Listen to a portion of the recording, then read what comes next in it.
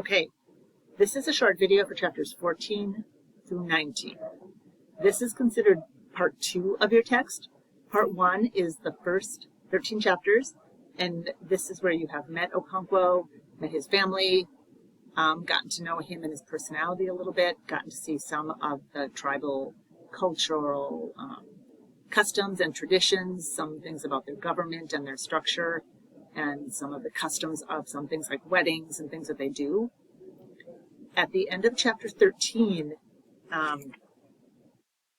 Okonkwo is banished and has been asked to leave Umofia, and he is going to Mbanta, his motherland. That is where his mother's family is from. And so he and his entire family are being exiled there. So that is where chapter 14 on page 129, that's where that starts. He is starting over with his family. So he is, of course, very bitter about what has happened to him and why this happened. And just like you have earlier in the book, his friend Obirika, who tries to calm him down and kind of keep him a little more balanced and level, now you have his uncle Uchendu, who also tries to kind of calm him down and keep him in check about, look, you have this wonderful family and this opportunity. Okonkwo does not take well usually to people trying to give him advice about things like that. Then you move into chapter 15. He's in his second year of exile here. His friend Obirika comes to visit him and tells him some things of what are going on. You'll see some proverbs on page 140, so look for those and hopefully you're starting to recognize those. See if you can figure out what those mean. Some of the news that he gets from his friend is that the Abami clan has been wiped out by none other than some other people who have come in, some white colonists who have come in and completely demolished this culture, or this community, this tribe, I guess you would say. So that is news to Okonkwo. Living in exile, he's very isolated and very separate from what is going on back home. So that is news for him, and he's surprised by that. By the time you get to chapter 16, it's a couple of years later again. This time his friend comes to visit him because he cannot leave until his banishment is over. Obirika comes, and this time he's letting him know the missionaries have arrived in our village. He is very, again, in his isolation, he just doesn't know what to think of this. If these whites are coming, why are they coming? What is happening? There has been a lot of foreshadowing of this happening. The locusts was an example, kind of coming out of nowhere, and some people being happy with it.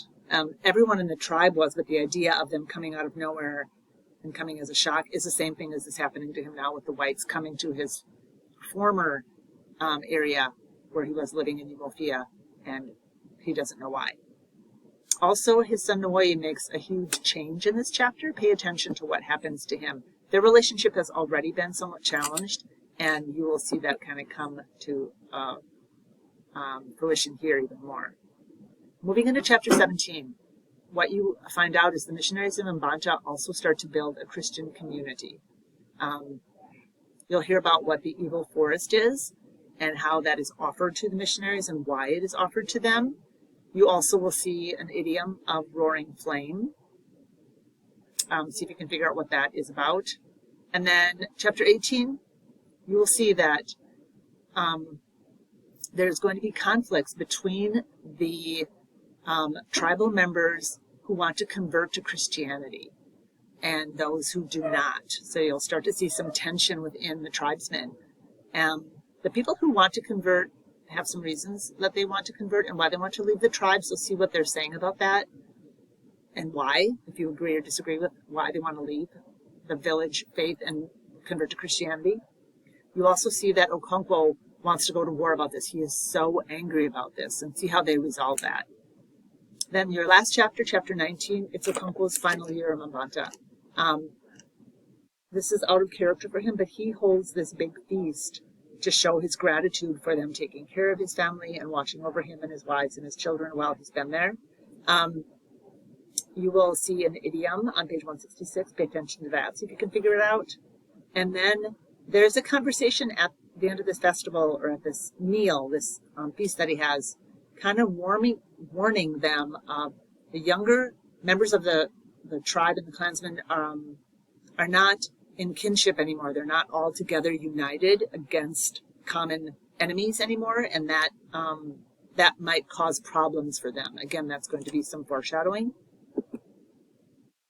Then all you have here is just kind of a review of characters you have seen or met across the topic, and you have Okonkwo, his son, his daughter. Across the bottom, in the middle, you have people you have met. Across the bottom, you have some new characters that you're going to be meeting. You have the commissioner. You have a couple of the missionaries in the middle, Mr. Smith and Mr. Brown. And then you have one of the converts, Enoch. So that maybe gives you a visual of some of the main players that are happening now in this section of part 2 of your book. This is our second last section. We have one more section, and then we are done with the book. So good luck.